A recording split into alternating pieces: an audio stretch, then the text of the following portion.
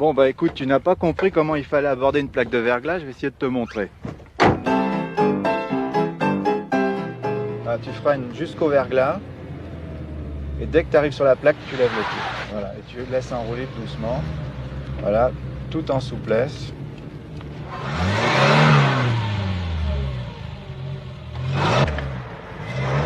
Tu embrayes trop brusquement.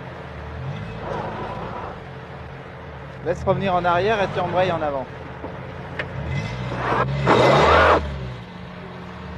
Bon écoute, tu sortiras pas comme ça. Tu embrayes tout doucement. Tout doucement.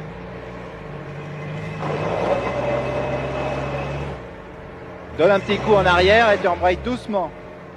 Voilà. Vas-y.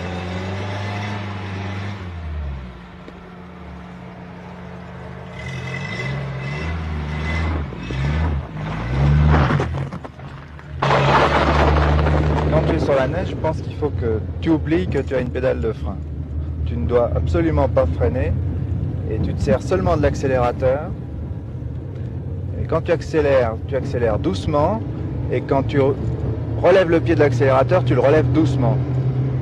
Parce que chaque fois que tu fais patiner les roues, tu perds de l'adhérence et chaque fois que tu freines, tu perds de l'adhérence. Donc tu n'as plus de direction.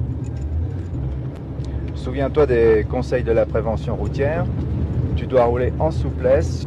Par exemple, un virage que tu prendrais en seconde normalement, et bien sur la neige, tu le prends en troisième, tout doucement, à 2000 tours, de manière à ce que tes roues ne patinent pas et que tu conserves ta direction. Quelquefois même en ligne droite, tu peux avoir des pertes d'adhérence. Si dans un virage, par hasard, la voiture embarque un peu, c'est-à-dire si l'arrière de la voiture se met à déraper, c'est pas du tout dangereux. Il suffit simplement de braquer dans la direction où l'arrière de la voiture est parti.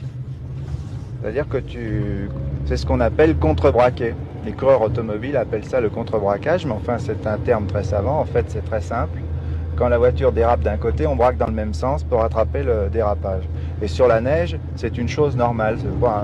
C'est pas quelque chose qui est dangereux.